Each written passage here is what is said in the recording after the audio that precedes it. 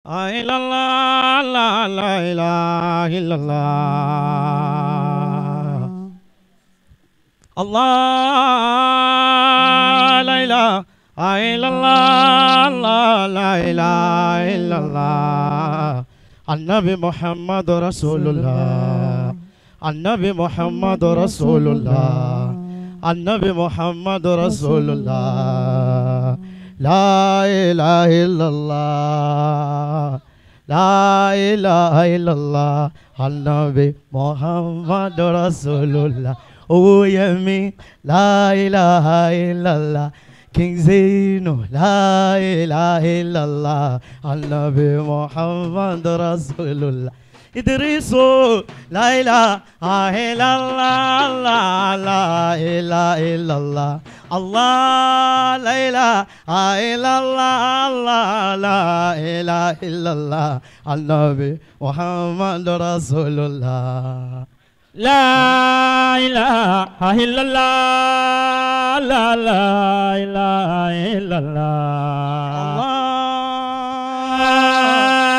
La ilaha illallah, la ilaha illallah. An-Nabi Muhammad Rasulullah, An-Nabi Muhammad Rasulullah, An-Nabi Muhammad Rasulullah. La ilaha illallah, la ilaha illallah.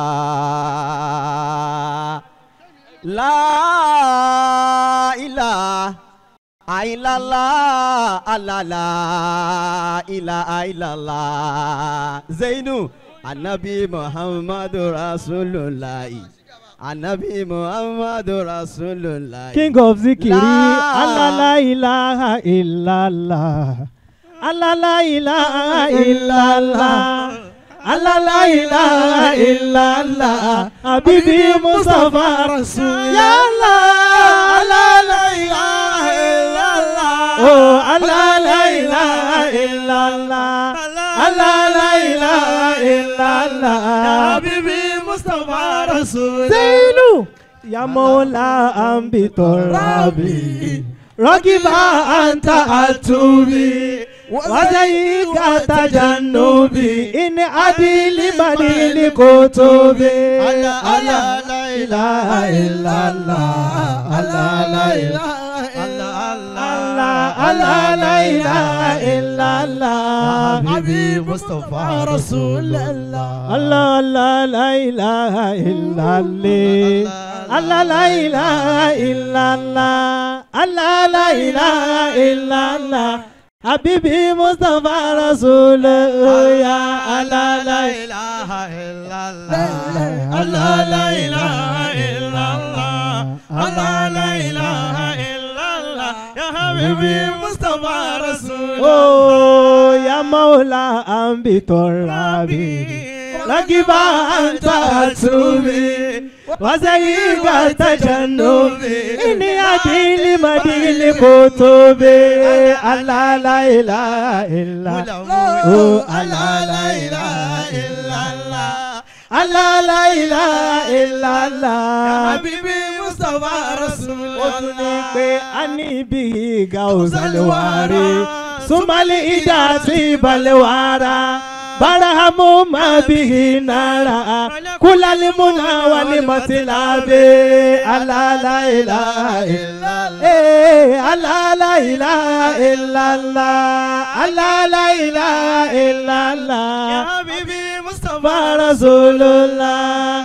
Allah la ilaha illallah, Allah la ilaha illallah, Allah la ilaha illallah. Habibi Mustafa Rasulullah. Allah kitamul rijal biwasifillah ubaidullah, imami taj ahlillah, wasaqi sir ahla.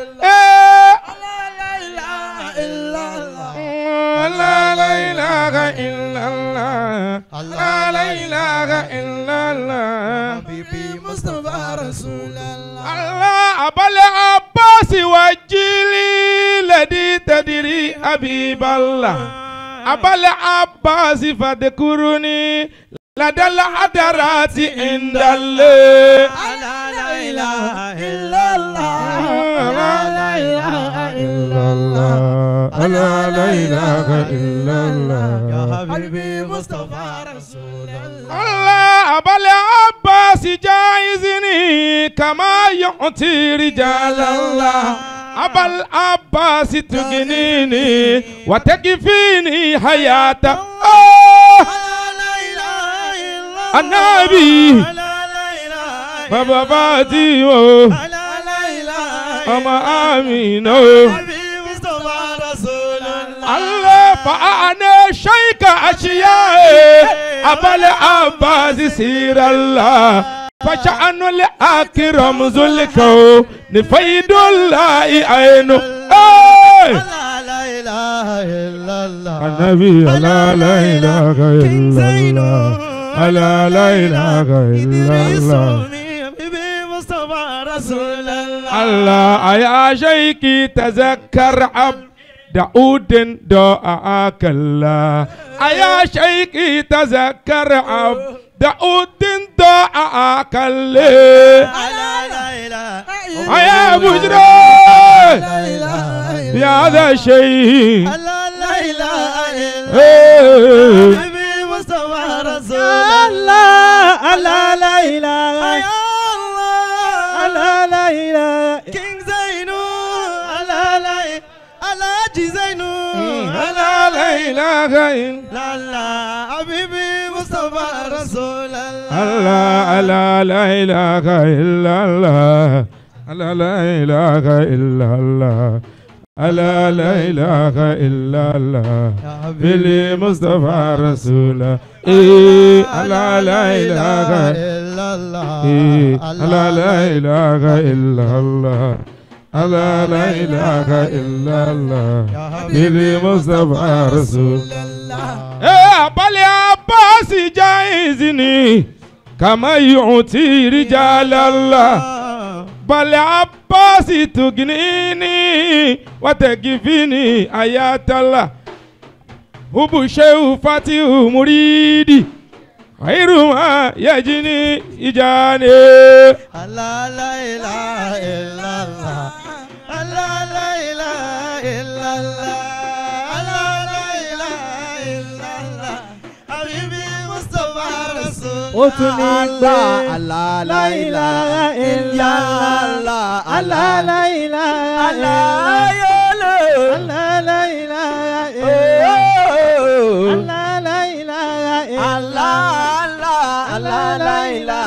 إلا الله لا إله إلا الله لا إله إلا الله حبيبي مصطفى رسول الله وقد كفاني أنني أحبه يحبني وقال من أحبني يفوز بلا تريب الله لا إله إلا الله لا إله إلا الله الله لا إله إلا الله حبيبي مصطفى رسول يا الله الله لا إله يا الله الله لا إله الله يا الله الله لا إله يا الله الله لا إله يا الله الله لا إله يا الله الله لا إله النبي محمد الله لا إله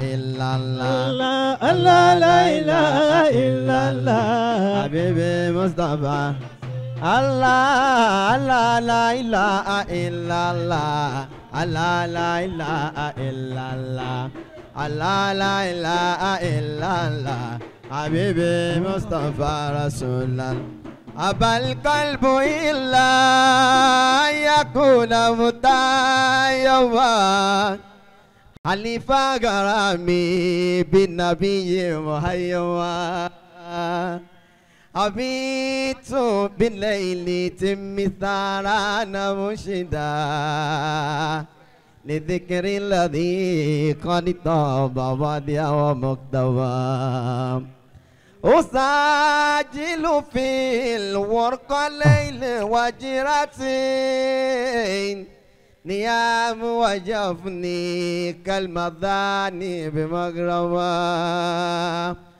أناضب دورا لفظي في ذكر وصفي وأصين بوصف البدن دورا من الدماء محمد مفتاح الفتوحات سيدي النبي محمد مفتاح الفتوحات سيدي وخاتم سلك رسل خاتمة مقدمة بين لكل الأنبياء من لهم بإذنة العذرات وكر وعظما رسول من المولى وآدم لم يكن ويبقى رسولا دائما ومعظما فنشأة كنزية الحق واداؤه لذاك أتانا قاسما ومقسما عليه الصلاة الله ثم سلام صلاة ترقنا إلى ذكر واليوم فآي جميع الرسل آي محمد فمنه إليه كل شان معمما مواهب رب العرش طه محمد ورحمته والرحيم فأكرما بشير النبي محمد نذير النبي محمد مقسط وقاسم جواد كريم باسط الكف منعما مقفى من الله وهو في الرسل مجتبى حبيب إله العرش بديع ومختما وأبيض يستسقى الغمام بوجه سيد الوجود وأبيض يستسقى الغمام بوجهه به نار ليل الجهل إذ كان مظلما قلوب جميع الخلق أحيا بنوره وألسنهم أحيا فزكى وعلم عليه صلاة الله ثم سلامه صلاة ترقنا إلى ذكر والخبير إلى تلفي لأمد ثانيه فأحمد فرد جوهر لا يقسم عليه صلاة الله ثم سلامه سلام على أهل وصحب الكرام ذوي النما وإن تسألوني عن حبيبي وسيدي فطه من الله ما الغير ما وما فوقتي وساعاتي صرفت لذكره صلاة ومدعا منه قد صرت جيلا وما رام دركي في اشتياق نبينا وقد رام أمره مستحيلا محرما كما رام مسك البدر يوما بأصبه وما رماه دلامس يوما وأيوما عليه صلاة الله ثم سلامه صلاة تركنا إلى ذكر والحب كمن رام درق الوصف عيدا قد أكثروا ولكنهم قد غادروا متردما فآثرت أبا المصطفى دون غيره ولو هم كلثوم ولو كان مريما فوالله ما في القلب آذن لغير النبي محمد فغير رسول الله ليس لتعلم أشار إلى مزن فسال مسرمدا وإزرام مسك الماء أمسى كما الأما عليه صلاة الله ثم السلام صلاة ترقينا إلى ذكر والحب إن قريشا عيابوا وصغروا وشق له ذا الجو بدرا معزما وردت له شمس بعد غروبها وإذ كذبوا قد أنزل لها محكما وهدم أحزابا برمياتك فيا عجبا من رميه هدم هدى الله أقواما بنور خوارك وبالسيف يهدي البدر من كان أجرما يفيد علوما فائدات ومغنما يبيد جيوشا للضلال أرمرما فأما هداه الأرض كرها وطعا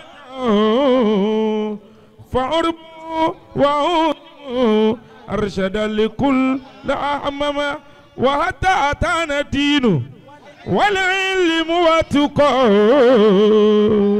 ولله شكر بالنبي محيما عليه صلاة الله ثم سلامه من العبد إبراهيم شوكا ومكرما وقد صار فينا مسلمون وعندنا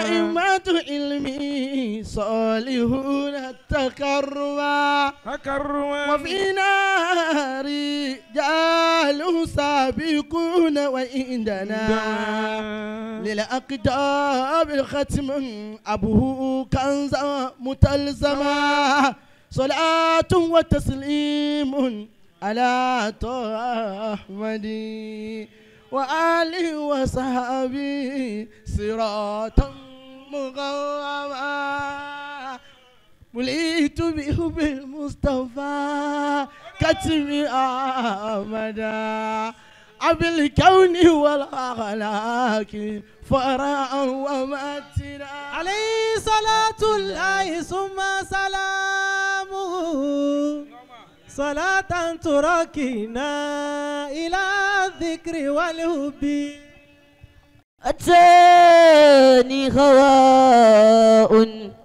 قبل أن أعرف الهوى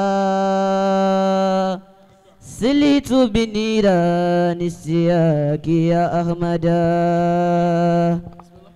علقت به والناس في سنة الكرى تماتت منه دار إذ كنت مفردا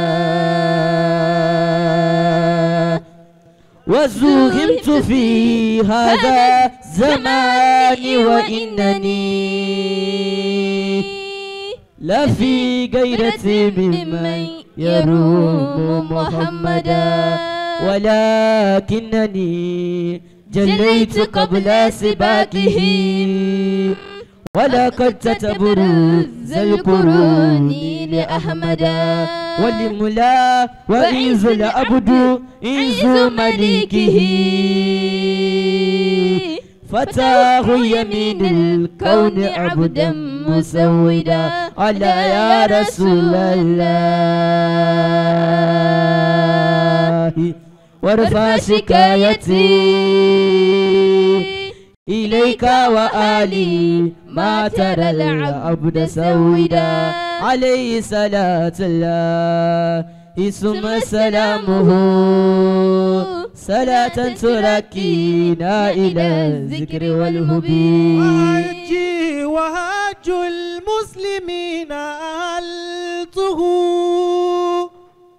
عليك فتبت النفس هرا مسرمدا زمانية الكل وجه غير مقدري أروح وأغدو دائما لا أكمدا أغادي صبوها عند أفضل مرسل محمد صلى الله عليه وسلم ومن برسول الله لم يخش جلمدا تولى رسول الله أمري فلم يزل يساعدني داري فصرت ممجا عليه صلاة الله ثم سلامه صلاة تركينا إلى الذكر والهبي وإن آتنا المصطفى نكميا فقد صار عذبا ماء ملح تعودا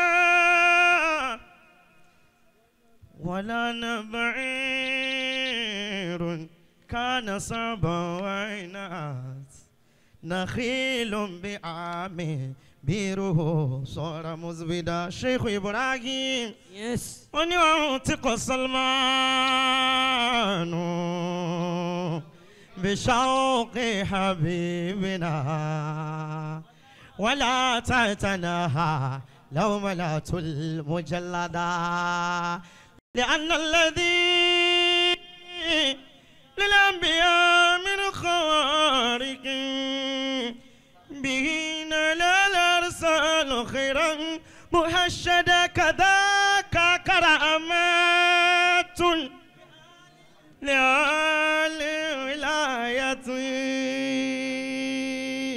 فمن ينيل ما أنيل ليحمد أيا بر يا كافي أيا بر يا كافي بجاه نبينا لترزق عبيدا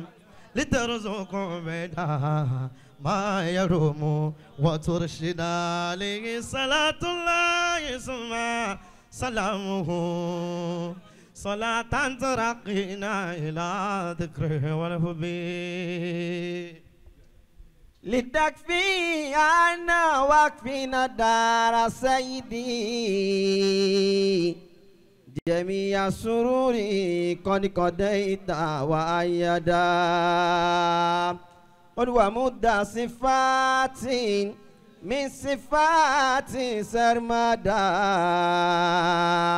وكمل رفاني وعلمي وسددا وتبصرني والمنتمين لإذبنا منائج أكيد أكيدارا مؤودا وتاديانا نجا رشادي أيمتا ليالي تقى والفوز جندا مجندا صلاة وتسليم على مسامة بي جميع الورى وصحبي والآل أبد عليه صلاة الله ثم سلام صلاة تركنا إلى ذكر والوبي طيب سلام أنا راكب يا ماما مواتنا خير الناس لسير سمما وهل يا ترى أنا أنيخ ببابي وأمشي بتعدي باللطاعة مسلما أناجي أمين الله خازن سيري ومؤتي ذوي اللفا قوتي كنزا ومغنما أنادي إطاعة من أمنا محمدا أتاكا كريما شايب الفاو دموديما أذكر علي أمي كفاك فإنما تكرم تعليمي كبير ما كنتم لزما مكارم أهل الجود فيك تجمعت فقد استعذك ناس بلدم تأكرم وجئتك عبدا ضارئا متجبسا فعلت فاتا كادما جاء مغرما محبا فقيرا سائلا جاء شائرا يجوب الفيافي هذا شيبا ومهرما فإنك خير الناس من خير أمة إلى خير مولا كريد أوتا مؤمما فصرت الورى عبد الإله شفيعنا لوالحمد في كفيك أعلى وأعظم لذلك يأوي الأنبياء وكلهم يراك أبا للكل أوفى وأرام فجاءوك أزاو لم يدك أن قديمي فكن لي شفيعا بل أجرني تكرما إذا استوجب القدام عتكا معاجلا لدى الشيب أهج أن عتكي تهتم فكل رسول العالمين محمد فإني قديم عاش فيك مهيما أتيتك شركا ثم قال فإنني أتيتك شيكا لا يزال متيما كرامي وتهيامي وودي رفقتي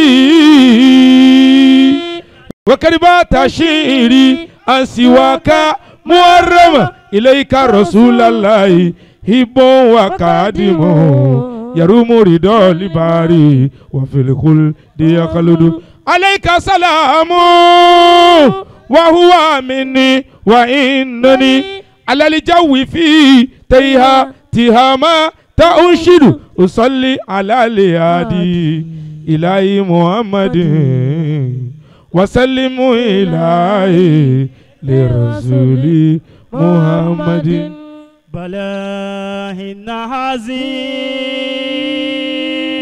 هرد طه محمد الله عليه وسلم بلاه النهازي هرد طه محمد فذاك أكيك ذاك صلع وقرقد وزاؤد وزا كوبا وبين ذا وذاك مراد من أمين محمد وذاك بتهان وهذاك خندق به فأرى السعد كان قبل يؤددهم به عزم الجيش أرم رم بعدما تيكون جعلا أنسى يولا ويوجد الطيف سرى النبي محمد صلى الله عليه وسلم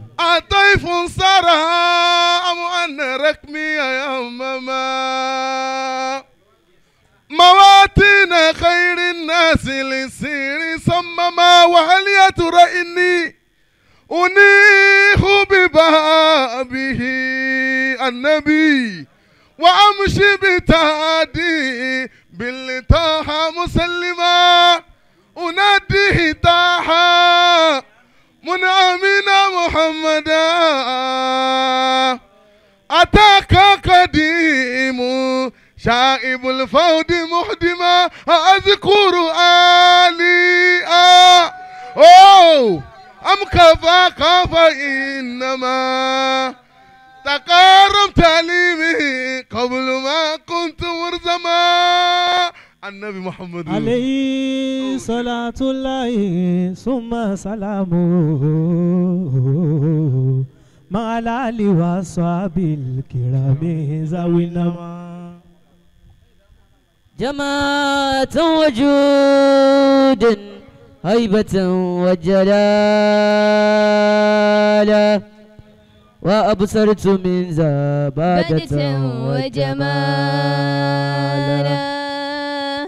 جمالك خنس هيبة ومغبة فأنت أتاب المرسلين كمالا.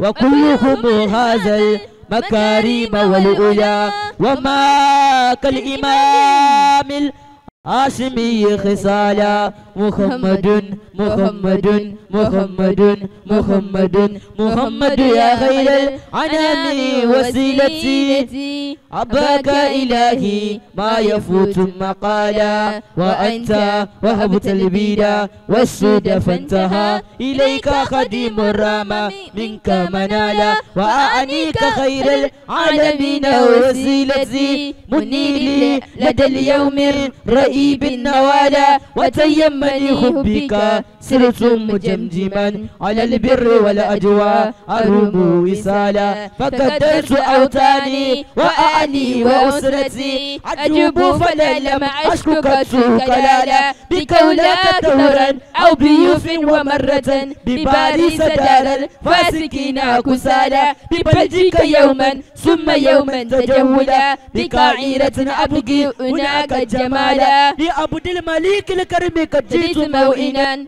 وما لندن أبقي فأبقى خيالا. ببيوت أن حسين بشرك خادما رسول إله الأرش وهو كراشي بها خلفت على مودتي هم النصر دين النبي في حالة. قد اتسموا بالهبل النبي محمد قد اتسموا بالهبل أبلي محمد كبارا وأطفالا نساء ورجالا. بدار علوم الدين أدركت نزهتي فقد شيدت مجدا يفوكم مقالا. لمركات أنعامي إلهي تشوكي فقد شد مجدا إذ أتاهم مجالا. بلا أولى بالإنديل قديمي إمارة مسيري إلى مولى وجل جلالا. لأنكوك من بنكوك جاء خديمكم يولي لك الأسفار وهو أتالا. بفرق صبر قد أتى متتفل فأكك رجاء عبد رعاك منالا. ففي كل حي قد خبت بنعمة إلى كل حي قد بذلت منالا. علوت بهار ذاكراتي وإنني علوت القرى والمدن الجبال. أروم إلى الباري لنصرة دينه وأبرز للدين جديد مثالا. ضعيف عليل شاخب متحمس لينصر دينا لا يريد قتالا. لأن النبي الهاشمي دار ما غزا فلا صد عدوانا ورد الدلالة. عليه صلاة الله ثم سلامه صلاة تركينا إلى الذكر والهبي. أصول جميل ما سكنا بعبلها تحققه ما لم يقسم بربيها. شني وجوبه فيا في المعارف لم ترم. شيخ إبراهيم فقد كسر الأكتاب عن ترك سويا بفضله لا الناس جلاله وهو برسول الله وهو برسول الله وهو برسول الله وهو برسول الله. طاع النبي شوني علفت يمينا إنني لا يحبني سوى أسعد والعكس في أهل بقديا. وقد علم الأكوام أني قديمه فوصل حبيب الله يلفهمه أصليا. وما قلت قولي شاتيا متباديا وما مسني سكر يخيب عقليا. وإنه تؤتي للأنعام سعادة فلم يشق يوما ما رآني وقعتها وما قلت هذا دون إسني وإنني لأكتم سيرا لا يباه لغيرها وذا كله من حب سيد المرسلين عليه صلاة الله ولتهنزانيا تنورت حتى تعيرت إنما جلال رسول الله على فكرها إفادته منه إليه مهابة وسبحان ربي ذاك الروح تجليا ومن زير عزمت شوقا ومغرما وزير استياقا إن سرد تداليا عليه صلاة الله ثم سلام تزاوي صلاة ذاكرين قبيلها عليه المال الكرام وصحبه وما سلقوا النعاج ما بد قبلها يممت رسول الله طه المقدسة عن الندي ولا هدداد أصلا مؤسسة رسول وأصل الناس ما هن وجنلهم ولا ينسى في ذاك زمان مؤنزة تطور في الأتوار في كل هيكل وتنفر للناس قرما مقدسة أن الله أكواما وفاغ عجلة وضلل قوما قد قوله وتمزا الأفسكر صديق ثاني أبيبنا فقد أنفق أموالا أمر أنفسا وعروي إلى سكر السراج ملأسنا وذا عمر الفاروق ما لم يوسوسها وزل بس النورين عثمان مهديا فقد بدأت أموالا بالله منفذا وإبي وسري بدر الباب العلوم علي أبو السبتين ليس المقنذا بجاي رسول الله وصحبه جملتها والنفس قلوب نفس الكريم نفس الكريم نفس الله لا إله إلا الله لا إله إلا الله جميع شؤون الخلق من شأن فعلك وعيني وقلقلي وترسي ولكن لك لا إله إلا الله لا إله إلا الله جميع شؤون الخلق من شأن فعلك كما لو ورا فعيني وقلقلي وترسي ولكن شيخ إبراهيم ونكلامي ونقصي قد خدمت لذكر رسول الله آلو وارتقى لا إله إلا الله لا إله ونجليل النبي محمد جميل جليل خلق ذكر ربه بشير نذير مقسط وقاسم جليل جميل خلق ذكر ربه بشير نذير رب السرك مصدق أنا خليل يمر بي على حضرة الثناء بابا أنا أقدم بعنات الفؤاد ممزقي الله ليت جيري كيف عادي عنده فإن له عندي لعادها موثقي حلفت له بالذات إني أحبه أحب محمدا أحب محمدا أحب محمدا حلفت له بالذات إني أحبه ودادا صفيا وهو ناجي ومودكي فإنك ميراب الوجود صلى الله عليه وسلم برهام برهام برهام إنك مهراب الوجود ووجهها إنك مهراب الوجود ووجهها فإنك باب الوصل للمتحقق حلفت فإنك مهراب الوجود شيخ إبراهيم إنك مهراب الوجود ووجهها فإنك باب الوصل للمتحقق وإنك ختم الأنبياء فلا يرى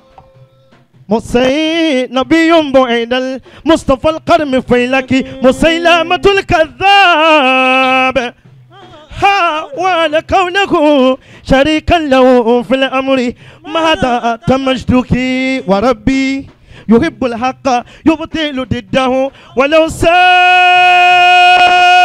نور الحق أهل تزندك فقد جد في تحقيق دعوى وجوده ولكن ربي غالب كل فعلك الله لا إله إلا الله لا إله إلا الله قليل وداد العبد فيك صفا ومدحك من داء القلوب شفاء النبي محمد صلى الله عليه وسلم وذكرك يا خير الأنام غنيمة ولمبتغي العليا سنا وسناء فإنك يا خير الأنام غنيمة صلى الله عليه وسلم والمبتغي العليا سنا وسناء فإنك يا ياسين النبي محمد فإنك يا ياسين محمد أتاك من المولى الجليل ثناء وقد قد على عرش المجد لواتياتي فإنك فوق الكائنات سماء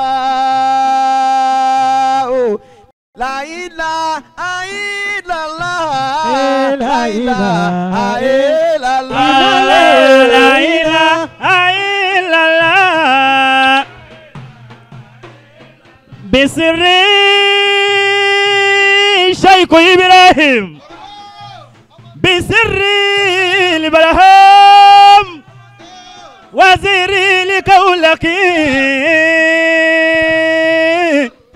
بسر أبو العباس شيخ التجاني بأسعار الأساب النبي محمد بأسعار الأباب إمام التجاني بسر ومعركة مقامات كلها فباروم كل الزمان شربيا بالذاك أنال كل بطن وظاهري أرى من دول أولياء التجاني أرى وجه جارا بلا نوم يكسدان أكلمه ما في الضمير مرادي بأن قال الأعلن وسأله ومرحبا ويا قادم لأنت لدي يا أمانية أكون لديك صديقي بصدقي أكون كالمرأة على كل شانية أكون كعثمان بنفقات مثلي ومثلي أبي بوطي نشاي في أداي الله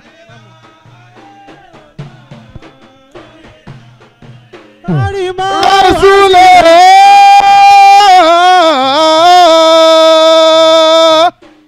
عالمنا تعالى قديم كندا يا رسول تعالى قديم كندا يا رسول فلا غرى فكر إلى غير إله تعالى قديم بأقصى الغرب يدعو محمدا وليس يرى غير الرسول اسمنا قديم النبي محمد قديم ثواب الباب وهو محمد يا أبا كريم ووجهه أطال تزغر عندي غير أمد إنني أراجي من الهادي إباد منالا كريما سجايا وسأرجو لمن ترى لضيف كريم قد أجر مقالا فأبو على مقداري كافيك مصطفى برايا أتحلى يخاف سوالا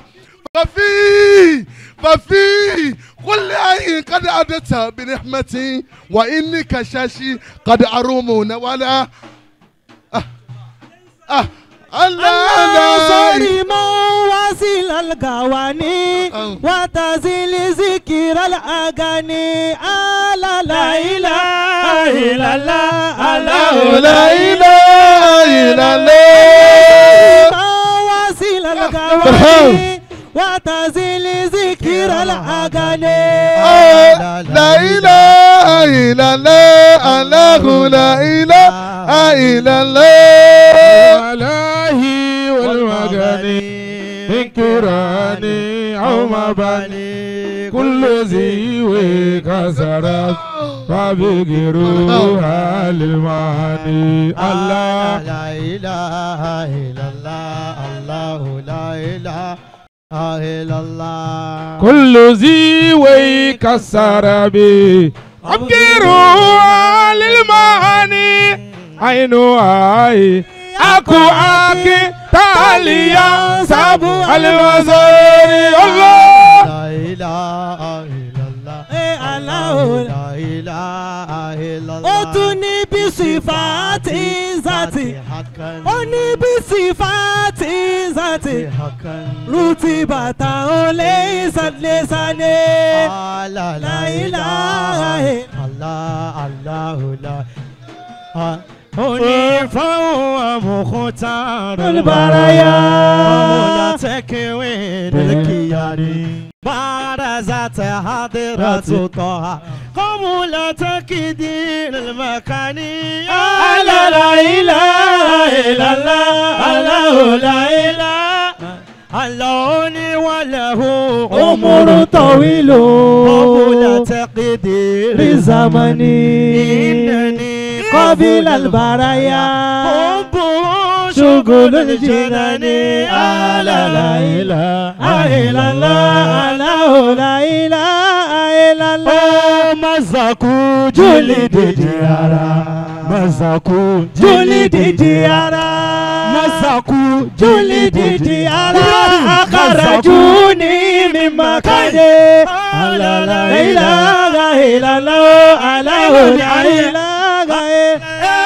مزاكو جلد ديارا مزاكو جلد ديارا مزاكو جلد ديارا أخرجوني من مكاني لا إله إلا الله لا إله Oni pe duna zambi غير حالي duna zambi غير حالي duna zambi غير gera حالي obuta بجلالي إلا الله الله لا إله إلا الله زارني طيب الخيال زارني طيب الخيال من حبيبي عين عين هل بالقلب مكانه مستحيلا لسواي وكفاني طيبة لا أبالي مقالاني الله لا إله إلا الله الله لا إله إلا الله الله وكفاني طيبا لا أبالي مقالاني لست أكشى كيدا داي ولا جور زمان لا إله إلا الله لا إله إلا الله لا أسبي بباري رأو أسبي بباري رأوف أسبي به وكفاني لا إله إلا الله لا إله إلا الله بباري أسبي بباري رأوف أسبي به وكفاني لا إله إلا الله الله لا إله إلا الله إنك تمل أبيائي إنك تمل أنبيائي إنك تمل أنبياء فكأرسل الأنبياء برama. La ilaha illallah Allahu. Ó yá sọ wípé alhamdulillahi lazi hadana. Alhamdulillah, lillahi lazi hadana.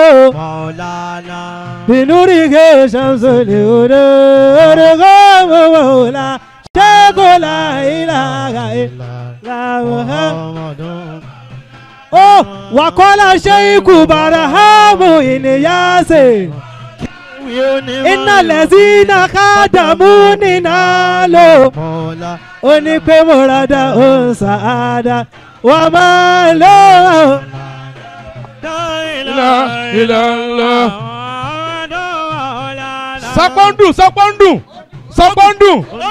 Sakwandu.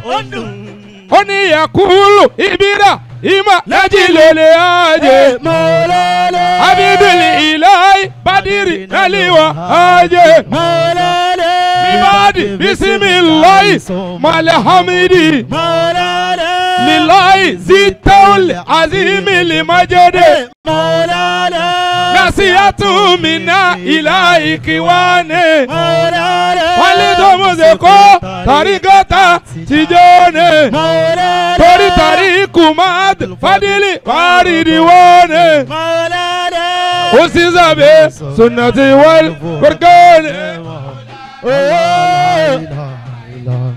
Muhammadu Muhammad Allah qad khassani bil-ilmi wa tasrifi Shaykh Ibrahim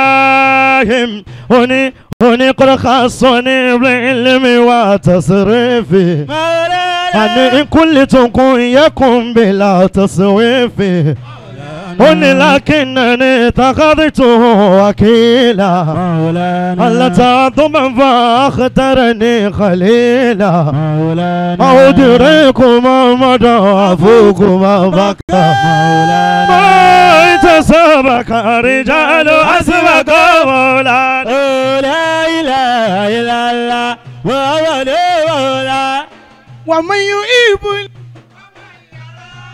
مولانا مولانا في جنات الخلد بالعبودان مولانا لا إله إلا الله محمد مولانا اجعلني غليمة التجاني مولانا اجعلني غليمة التجاني مولانا مهمة بأيد العدنان مولانا لا إله إلا الله حسب المؤمن وحسب الواقع حسب القديم الله وحسب الباقي سبحانه يفاز ما يودع وليس للعبد سواه مدع به تصرت إلا لمغلوب ولتبه لأبي للمساب matino ya matelo bikasi tajari to aizuma akolo maulana la ilaha illallah alamumiduna murshiduna lillahi mumiduna murshiduna lillahi mumiduna murshiduna fillahi Ashamu Ibrahim Abidallah Maulana La ilaha illallah Muhammad Lofili bismillahi ashkuru li murida Maulana Aritaji bi fadlihi li mazida Maulana Sahaltuhu wa yutibal Maulana Min judihi ma jazal adina Maulana La ilaha illallah Tori ọ̀gá wa ẹ sọ pé àlá la ilaha illallah àlá la ilaha illallah Allahu la ilaha illallah àlá la ilaha illallah aluful kálíkì màlúfù àlá la ilaha illallah sọfíyúláì bàràmù àlá la ilaha babu da kaumi sai da Allah لا إله إلا الله babu kai cewa لا إله إلا الله babu àgbákò babu wàhálà لا إله إلا الله babu àdánwò nínú ayé wa. لا إله dande wambu akwani Bini sumbi wo, anise wambu akwani Sumbi sumbi wo. baba wala waju tesubana Oya. ani lórí dúró tesubani La ilaha illallah. baba tún jókòó tesubani alójú oorun tesubani ala la ilaha illa ìrántí Ọlọ́run lọ́sàn lóru ala la ilaha illa àwọn ẹrẹ́bí ṣe òòjọ́ La ilaha illallah. Now.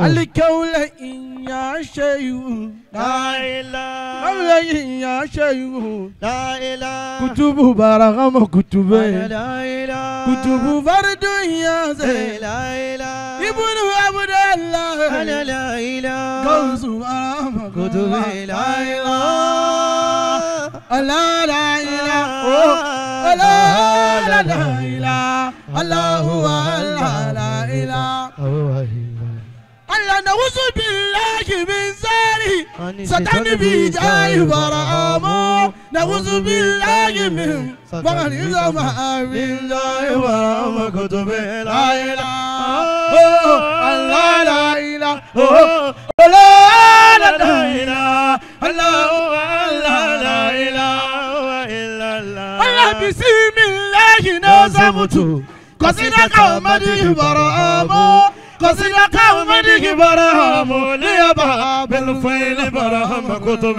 لا إله ونكوكو لا لا إله ولا لا إله الله هو الله لا إله إلا الله اللهم صل الله مرامي على الحبيب برامو سيدنا محمد الصاب برام كتب لا إله لا لا إله لا لا إله الله لا إله إلا الله ومن يحب سيئاته فقد فاز بإذن الله وإما تدع الجنة بحب الشيخ برام كتب لا إله لا لا إله ولا لا إله الله الله لا إله إلا الله وما أنكر سيئانا فقد دل بلادي وإما تدخلنا داري كريم برام كتب لا إله لا لا إله ولا لا إله الله هو الله لا إله إلا الله لا إله إلا الله لا إله إلا لا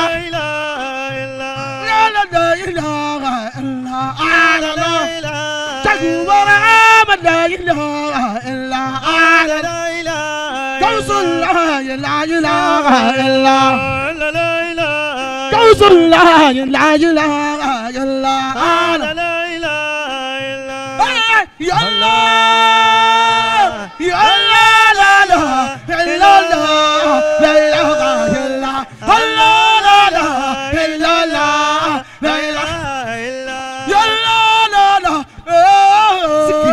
إله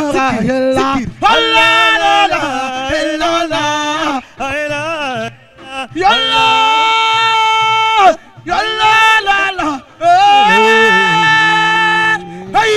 يا الله لا لا الله لا لا إلا الله لا إله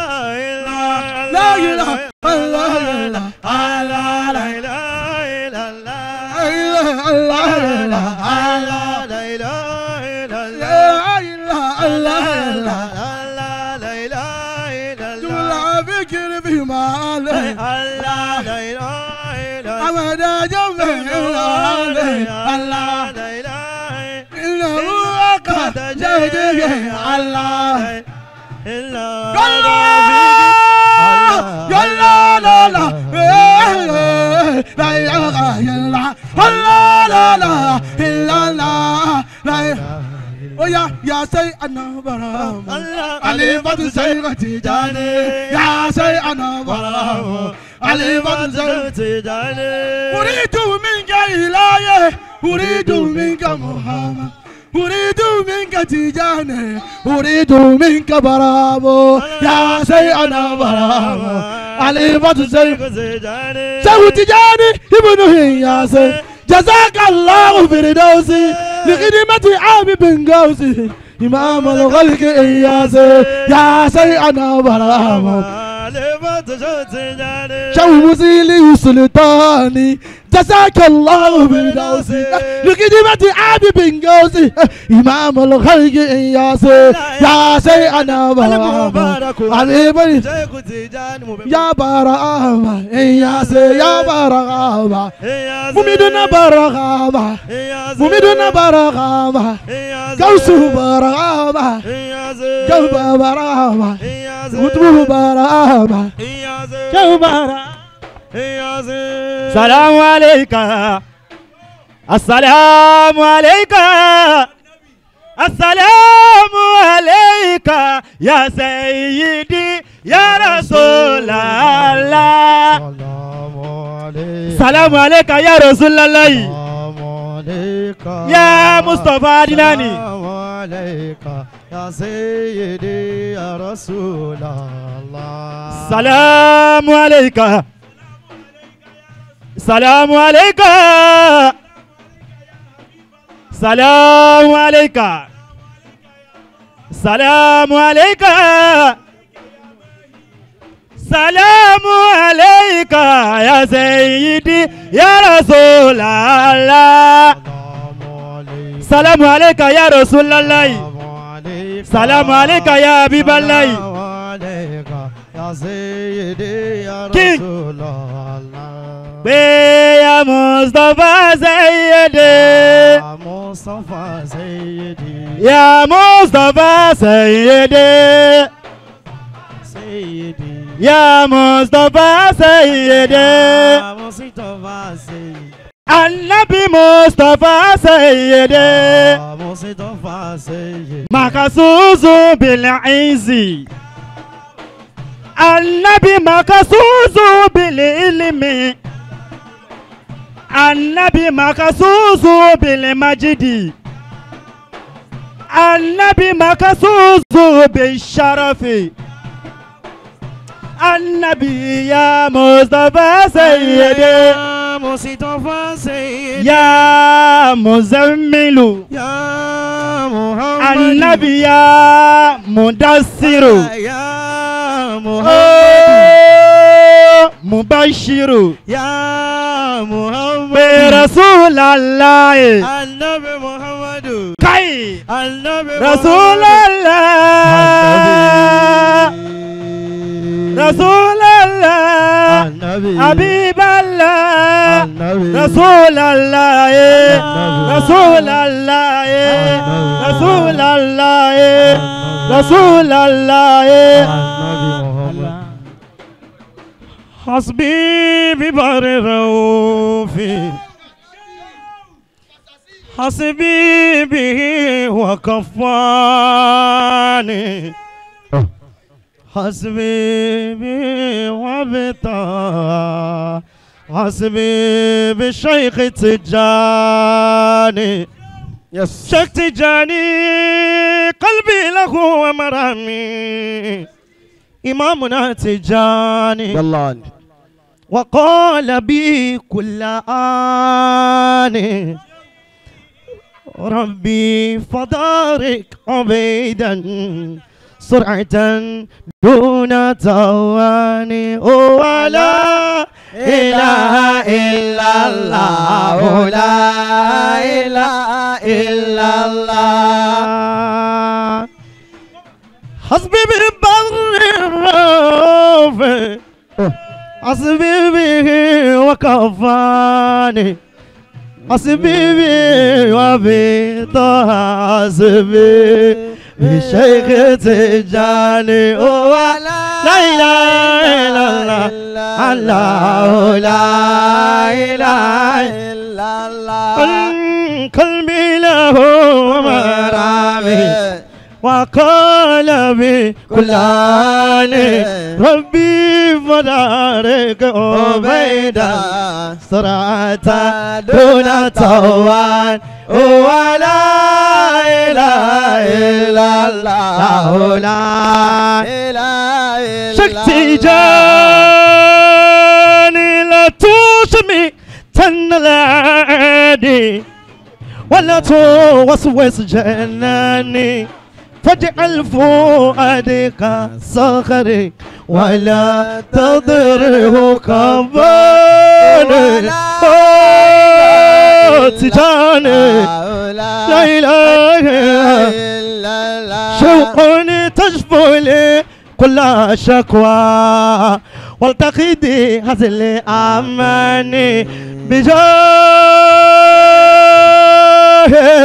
بجاه خير البرايا وجاه شيخ تجاني لا إله إلا الله لا إله إلا الله مطلبي وكيا مقامي سرعة في ذا الزمان مطلبي رث وصولي سرعة دون زمان ولا إله إلا الله لا إله إلا الله وني أزكى سلام سلامي على زعيم الجنان من بعد كل صحابي بعد لكل آني لا إله إلا الله ولا إله إلا الله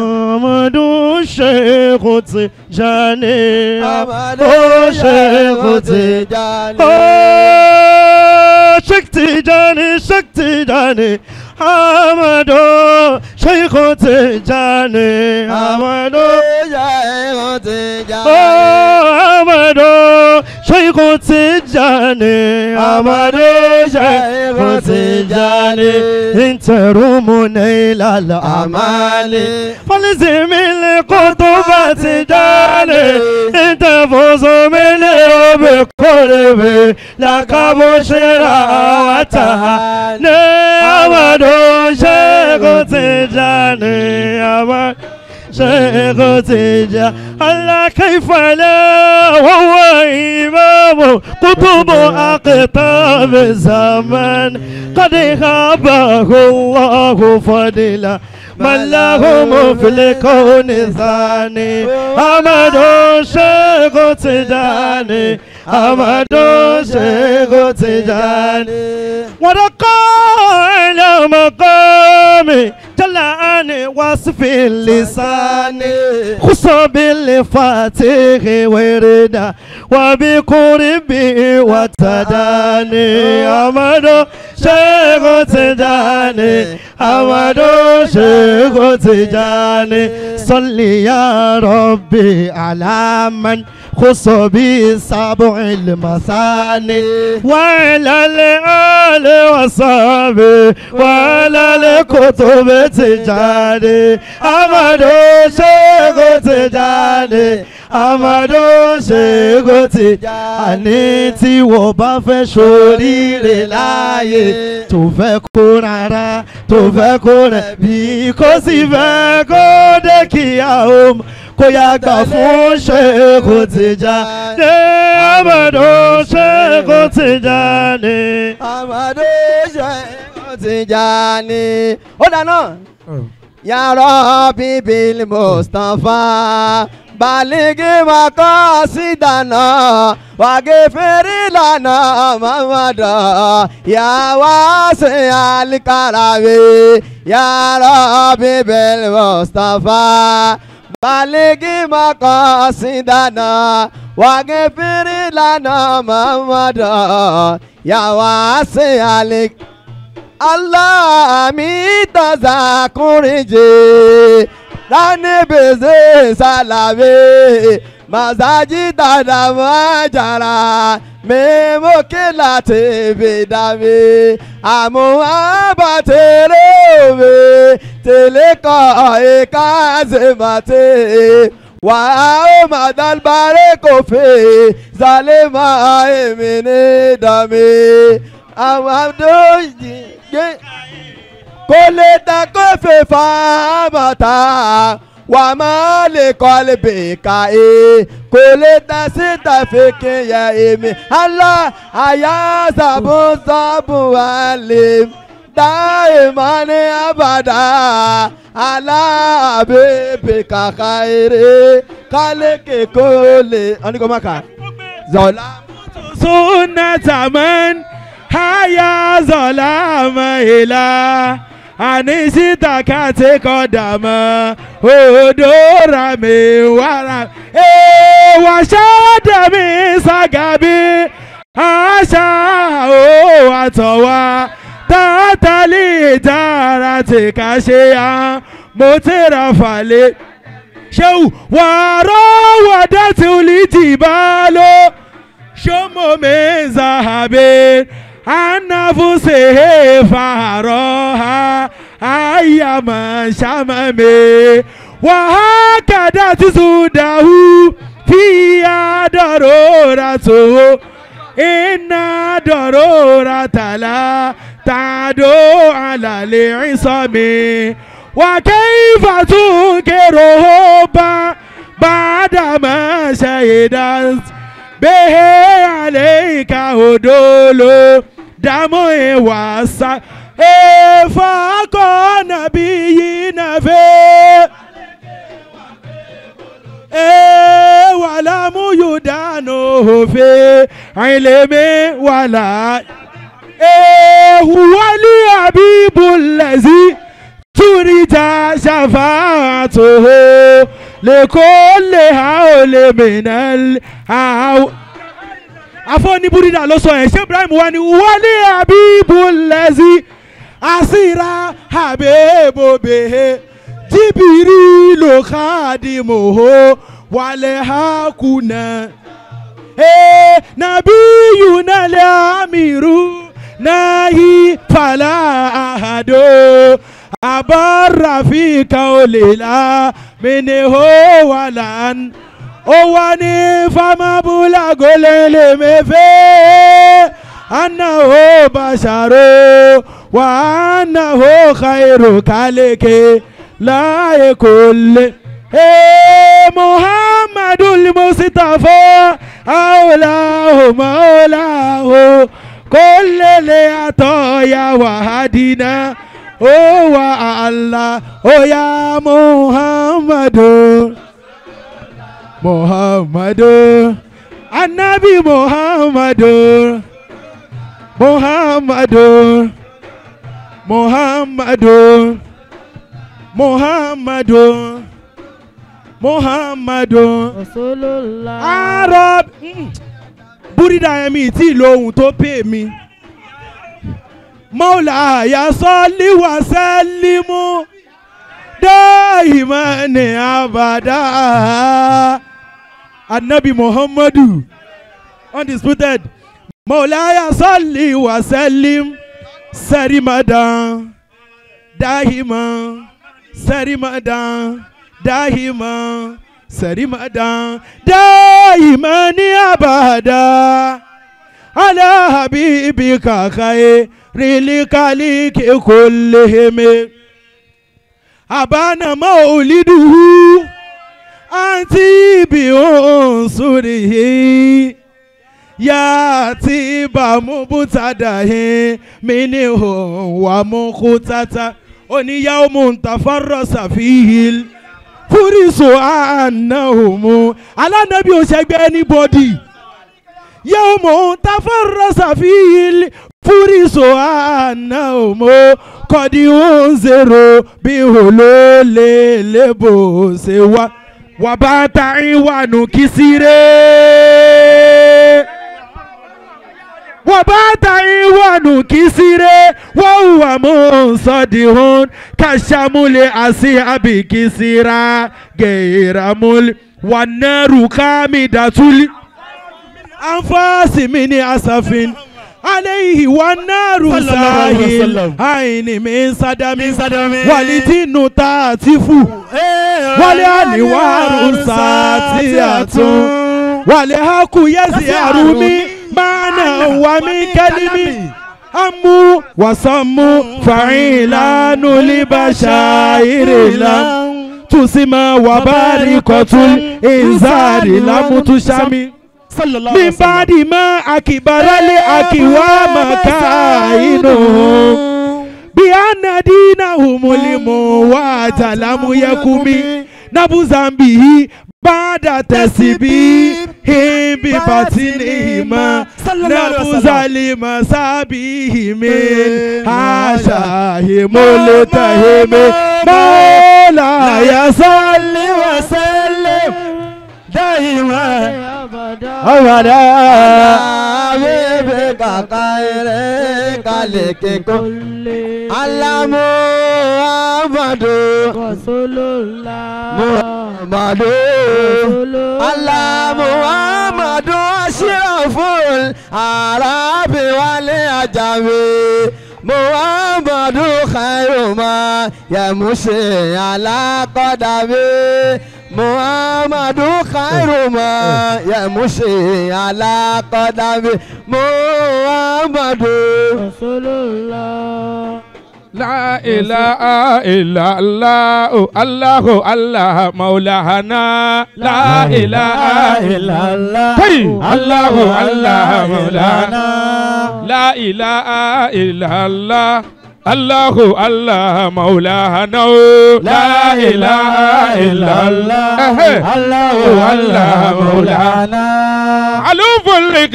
مألوف صفي الله برغام نعتل إنه بكل مغوف لقوث برهام لا إله إلا الله الله الله مولانا torí bàbá ẹja ní ẹni sùúrù ẹni la ilaha illallah illallah illallah la ilaha illallah illallah. bàbá ní la ilaha illallah ẹni sùúrù ẹ má bínú wọ́n ní wípé la ilaha illallah illallah illallah illallah illallah illallah illallah illallah illallah illallah illallah illallah illallah La ilaha illallah. Ìtẹ̀fẹ́ sọ̀rí. Ibi tí undisputed ń lọ rè ó ní pé wọ́n fi sàmáì àìlàlá wọ́n fi lè àrídì àìlàlá Allah wọ́n fi yẹ̀mẹ́ni àìlàlá Allah wọ́n fi ṣìmáàlì Allah wọ́n fi lè àmàmì Allah wọ́n fi lè wàràì Allah wọ́n fi sàmáì Allah ahamusa kako Allah Allahu yaso koto wani aijala hanosho koto wani jalibaki damosho akaza damu hanosho Allah hanosho Allah wakaze oyosho toto wani aijala hanosho toto wani shaija kadisho toto wani shaika kajesho Allah ahamusa kakuo Allah yaso Allah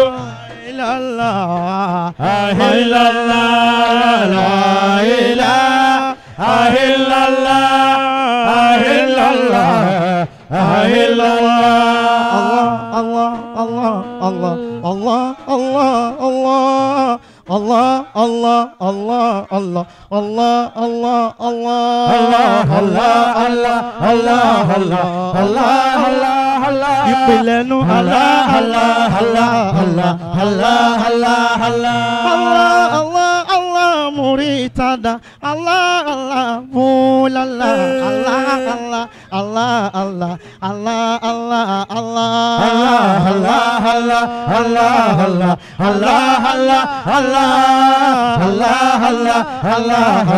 Allah, Allah, Allah.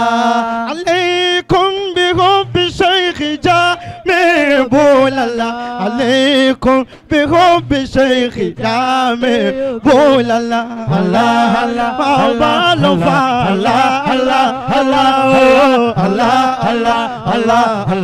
الله الله La ilaha illallah, Allahu Allah Allahu Allah Allah Allah Allahu la ilaha illallah la ilaha muri Allah ẹ máa gbọ́ ó simple gan ẹni la ilaha illallah Allahu Allah illallah Allah Allah Allah Allahu la ilaha muri la ilaha illallah la ilaha muri Allah Allah murtada Allah Allah illa Allahu la ilaha fazazi Allahu Allah murtada furiji fazazi Allahu Allah murtada Furke fazazi Allah Allah murtada Furke fazazi Allahu Allah murtada Furke fazazi Allah Allahu Allah murtada Furiji fazazi Allahu Allah murtada Furke fazazi Allahu Allah murtada Furke fazazi Allahu Allah murtada Bamika fazazi Bamatu shaykhi murtada abada Walaga qawlatuhu Dauman ta'izani Wazaka dawlatuhu Dauman ta'izani Sallallahu alaihi wasallam. Baba ma round up gbogbo tá ń ṣe látàárọ̀. A máa lọ jẹ ṣé dínà ni àbí gbogbo tó dáa. Àkọ́kọ́ ẹ jẹ́ a dúpẹ́ fọ́lọ́run. Alhamdulillah. Ọba tí ó fún wa ṣe. Mímọ̀ ṣe wa kọ́ o. Agbára wa dẹ̀ kọ́. Bó ṣe dùn yìí tó dáa yìí àṣẹ Ọlọ́run ni o. Alhamdulillah. Àdúpẹ́ àwa tí bàbá wa sunkún nídìí alukur'an. Àwa wa ń rẹ́rìn lẹ́yìn à ń dunnú. Ìdùnnú náà ní dìbànújẹ́ o. Àwa ní fi wá bú wọn. Wọ́n ní fi wá bú torí ká ṣe Amada Tijani. Radiyallahu ta'ala anhu. Gbogbo tá à ń ṣe ń bí látàárọ̀ kò tako Qur'an kò yẹ tako sunna. Alhamdulillah. Torí kò sí àlùjọ kankan ju pé Allahu wa Muhammadu Rasulullah. Sallallahu alayhi wa sallam. Tarikatul Fadilu wa Ridwanu. Usisa bi sunnati wal furqan. N ta máa fi tako ẹ̀yẹ tó bá bá wa. Lẹ́yìn la ilaha Muhammadu là ń pè. Ṣé o Tijani jẹ́ kó yé wa pé gbogbo ohun tí ọba fi lọ ẹ lójú ọ̀nà tí ó bá ti kó nu alukur'an àti sunna ó ní fatarikuhu ṣé o ní kó kúrò mbẹ má débẹ̀ o tẹ̀mí gbélé pẹ̀lú kur'an ni àti sunna Haji Saheed má ti lọ má bọ̀ dádì ló fẹ́ sọ̀rọ̀ dádì ló fẹ́ sọ̀rọ̀ a dá ọpẹ́ fún gbogbo yín Alhamdulillah. tí ẹ fi ìfẹ́ hàn síra yín àti èmi náà torí tẹ́ ẹ bá fìfẹ́ hàn sí àárín ara yín èmi náà ò ní ìkápá àti pè yín jọ anizainu báwo èrè ló kẹ́mi àti ẹ̀ ń pẹ́ gbàtọ́ wa lọ àjì ńkọ́ mi ò pé anybody yẹn kan náà mo rán ó dẹ̀ jíṣẹ́ yẹn ẹ̀ẹ́dẹ̀wó pé mi ò pè yín èmi mo ní kó pe ọmọ ìyá rẹ̀ mi dédé mo máa ń ràn mí ìjọba ń ṣe nípa gan ọlá ìkara wọn gan mo ní bá ń pe ọmọ ìyá rẹ̀ mi o pé àwọn tájọ wà níjọ́ tí à ń ṣe program ní Ìkẹjà mo nídìí àkójọ yín kájọ ṣe kínní kò wá ń tún ṣe nítorí pé Zainu nìkan o tó bá ṣẹlẹ̀ sẹ́lómi náà máa tún ṣe jù báyìí lọ ìkan náà Zakiru ní last month ó bímọ wá wọnú DM ní Instagram ó wá ní báwo ni o bá ṣe dùn kí n wà ń bẹ̀ nítorí òun ò tó ẹni tó lè pè mí mo ní òṣètò ẹni tó lè pè mí fún tó sọ ẹ máa débẹ̀ èmi mọ́ kọ́ débẹ̀ ńjọ́ yẹn mo wá sùn ní yàrá ṣéwù wọn mo sùn fún 3 hours ó ìbẹ̀rẹ̀ kó mọ bàbá ṣẹ̀ ní máa lọ lé ẹ̀jẹ̀ ń dúró ìfẹ́ ànábì ló gbé mi wá ọ̀rọ̀ yẹn tóbi pé òṣè ní tó pè mí àìrọ̀ bí o ti ẹ̀ wúṣẹ́ ọ̀rọ̀ yẹn tóbi ta ni mí ṣé bàbá mi ló ní president ni ó wá ní òun tó pè mí ní màá wá débẹ̀ mo wá dúró tó fi parí ìfẹ́ ni ẹja bá ń lo báyìí a máa rí pé àárín wa máa ṣe kí ni ó máa dán mo wá fẹ́ dúpẹ́ lọ́wọ́ gbóyin màá dẹ̀ fẹ́ support lọ́dọ̀ àwọn èèyàn mi ká support ń tẹ́ ṣe ṣẹ́gẹ̀t bó ṣe wo náírà lówó nílé ogun fẹ́ donate fẹ́ support àdápọ̀ pé láàrin ẹ̀yin Kazakiru ẹ̀yin tẹ́jẹ́ youth àwọn àtàjẹ́ youth èmi náà wà nù yín mo lè sọ fájì sáyé dìgbẹ́tọ̀ owó àdáná kọ́ lè já ṣe ẹ̀yà tẹ́ fún wọn ni alájà fàtí náà lè máa tẹ́ MFF worldwide asanwó ẹ̀yìn jọ̀mọ́ asanwó ti bàbá lọ́tọ̀ torí ó ti béèrè bàbá lọ́wọ́ ní bàbá ni rọ̀ isu bàbá wa ni wọ́n àwọn ni wọ́n fi àbálíkọ́líbù lé wa lẹ́nu tẹ́lifí náà bá tún dé tí o bá ń ṣàwọn lọ́fìlẹ́ ajẹ́ni tó fi lé lẹ́nu ló fi lé lẹ́nu tó bá ní ọ̀tí ẹ̀fì kankan lé ẹ ẹnì kankan náà fi lé ẹ ó ṣá wàá wo araba ń bàbá ẹni àbá ńlá bá ń bàbá àfọwọ́ onímọ̀ kan wọ́n lè fọ́dúlú lẹ́nu mọ́tàkọ́dìm kí ọgbọ́n láfáwọn tó ti gbà wájú ni kí ọ náà lè káwọn tó ń bọ̀ lẹ́yìn náà lè ṣe bẹ́ẹ̀ fáwọn náà gbogbo tá a bá ṣe lé ní àfi kí Ọlọ́run lára yín àfi kí ìgbà fún ẹni Ọlọ́run lára yín a tún fi kí ọjọ́ orí pé ẹ tó bí ọ̀pọ̀lọpọ̀ nù wa ẹ ò sí rọ́ńbẹ́ ẹ wá rí wa pa kiri gbogbo àbá ti pè yín ẹ wá ṣàdéhùn kan ẹ wá má déhùn ẹ̀ṣẹ̀ ọ ní mọ́mọ́ làfíìs ń tẹ́ gbé dání gbogbo àti bá ti pè mí ọmọ dání lóhùn mi ò rírú ẹ̀ níjẹta mo kọ̀ ní bàbá mẹ́kẹ́ dínkù ní àárọ̀ ẹ dákun mo nídìí yín wọ́n ní mo nídìí mi wọ́n níbẹ̀ wọ́n ní ìlú táwọn wà ó dẹ̀ lé wọ́n jà lọ́wọ́ wọ́n ní ó dà bá wà ọ̀nà débẹ̀ tówó kọ̀ àdéhùn ló ń pé lára mi àfikà náà máa dá àpọ́nlé padà fún ọ ẹ ṣí gbogbo ìmọ̀ kí o èmi á support yín pẹ̀lú 200,000. Allahu akbar Allahu akbar. Haji Saheed ẹ dákun ẹ wá ẹ dákun imamuna musiliu imamuna.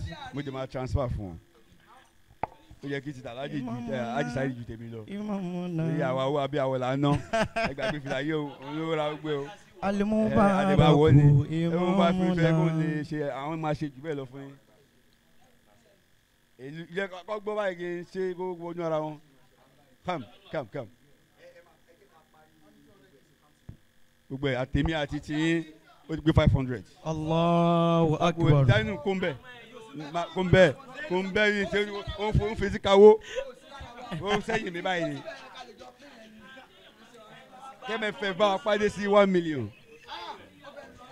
lọ́yà tí ń jà fún Zainu kí ó jẹ́ àmì. lọ́yà tí ń jà fún Zainu. èlò láyé fún ogun ní 100,000 wọn àtọkọ tó délé epo tiwọn múbà tiwọn gbogbo ẹ ti wọ sọ́ọ̀jì everything. mo ń bọ̀ Zainu òun là ń kó lè ní à ń kó Zainu ni. ìkómọ Zainu là ń ṣe lé. à ń ṣe ìkómọ Zainu ni. àìtú gbọ́dọ̀. a ti dá ní Zainu lówó. owó kò wọ́ ọmọ. MFF ṣe ẹ bá pàdé sí 1 million ẹ dákun 100 amagba nígbà amagba àṣejù nítorí ọjọ́ mi ó jẹ́ 600 barista ẹ wò wá ẹ dákun. ìyá wa ẹ̀mí ọ̀gá kẹ́mi ọ̀làwọ̀gùn ìfẹ́ sàmì fún wọn ni Ummu Fatahatul Khair ìfẹ́ sàmì fún wọn ni Ummu Hafidho ìfẹ́ ànábì gbogbo yìí kò ń ṣe kankan ju ìfẹ́ ànábì lọ. transformer tó múná wọlé torí kíníkọ́ wa mo máa sọ pé olólùfẹ́ azikiri a lè lọ club ìyálàyà wọn a lè lọ sí kò báà lọ́mọ sẹ́lẹ̀mí mutí ẹ̀ wọ́n forí bẹ́ẹ̀ ni màmá sàlẹ̀ wa àwọn náà tọ́lọ́ ń create fún ayọ̀nà tí ẹ pé o ò lè ju wa ìyá gbogbo wa. ó yá ẹja tán sínú ẹ̀ táwọn onífá bá ń sọdún wá jó wá kó mọ́lẹ̀ wá fi ìdùnnú wá tún pòsì ẹ̀ máa pé tani ẹ múlà ń bọ̀ múlà ń bọ̀ ṣé mo gbàgbé. àwa ló sọ lè dandan ní tiwọn. yàrá wo wọ́n yín tí wọ́n ń dùn lórí nǹkan ṣe jẹ́ proud of their pé táwọn ṣe yìí ó dùn máwọn nú àwọn dẹ̀ máa bọ́lọ̀ dáadáa lọ́dọ̀ sí wọn báwọn ṣe ń tó dá àjàrà ń wò àánú ra dúró pé ẹ jẹ́ káà náà polówó tiwa náà ká jẹ́ kọ́ mọ̀ pé ó dùn báwa náà ó dùn mọ́ wa taratara tẹ̀mí kò sí èébú ń bẹ̀ tábà ní ṣe bẹ́ẹ̀ náà owó a máa pọ̀ sí ni kò ní tán lágbára Ọlọ́run àmín. Alhaji Muhammadu Qasim barista má jẹ́ lọ bẹ́ẹ̀ dákun ẹ dákun. awalu. ok. baba ẹ máa ṣàdúrà fún barista àdúrà tẹ máa ṣe fún ni pé ní ó máa ń sọ̀rọ̀ kan á ní ẹ dákun ẹ máa rántí sheikh nígbà tó wà láyé rẹ ẹ máa rántí wọn ẹ máa celebrate wọn ó máa ń daṣọ fún mi àtàtò fi di jẹta ẹ máa rántí bàbá ta mo ní ṣé wọn sọ pé ṣé wò ní kú sí i a máa ní ó wà láyé báyìí ẹ máa rántí ṣé o kò sí nǹkan méjì pé ó ń wo iṣẹ́ tí bàbá ṣe lẹ̀ ni. wàláì ṣé àtàná àti kẹ jẹgbádùn ẹbí máa ń ṣe nìyẹn. wàláì inú àdúrà tẹ máa ṣe lé nìyẹn. ṣẹ́rí owó múlà owó tí ń di sísan yẹn owó múlà tó owó lọ́ọ̀yà ń lọ sọ́lọ́ ṣe o. àwálù sọlihin owó ẹ̀ ò ní tán sami. àmín. sami owó ẹ̀ ò ní tán. àmín. táwọn bá ti ń na wọ́n náà máa na má bẹ̀rù àwọn ò ní padà lẹ́yìn ẹ̀ à ní padà ọlọ́run dẹ̀ ní padà lẹ́yìn wa. àmín. sórí owó àti ìdìlọ́ ẹ̀ṣẹ̀ ẹ̀yẹ kó wà pa kó wọ lọ sí àkáǹtì bàbá kó wà bẹ́ẹ̀ káwọn youth kọ́ di sísọ yẹn mú kí àwọn bàbá náà kú bẹ́ẹ̀ kó dún ni ẹ jẹ́ kó sound ẹ jẹ́ kó jáde barista ó jù bẹ́ẹ̀ lọ internet ẹ ló ní kí n announce fún bàbá ní 100 májò di fún 100 fi sàmì ìwọ̀n wa lé ní. ó ti lọ báyẹn. àwálù má jẹ́ kó less dákun owó bàbá Sheikh Musliudeen owó tiẹ̀ fẹ́ kó lọ sọ́dọ̀ wọn àti ti barista kí ni kí n fún wọn. kàmá fọ lórí just announce ó máa dún ní sèkádó kúrò ń bí dákun ẹni tó bá fẹ́ support o bàbá gbogbo àzákì wà fẹ́ support o bàbá gbogbo ẹja support o bàbá ẹ bá support o bàbá ẹ dákun ẹ bá support o bàbá ẹ àzákì rẹ tó bá kù ní tẹ bá ká mọ́ yín lápò ẹ bá support o bàbá ní tó bá ká mọ́ alápò gbogbo tó bá ká mọ́ yín lápò àní ẹ ṣàṣẹ káfíń alibarika Shehu Tijani wà lára wọn Shehu Ibrahim Shehu Jan Bilala kí bàbá wa máa wí nǹkan kan fún wa kó tó ṣe kútúbà ká lọ jẹun ẹ jẹ́ kó àwọn nǹkan fẹ́ gbóhùn yín pé fún 2 minutes fẹ́ gbóhùn yín.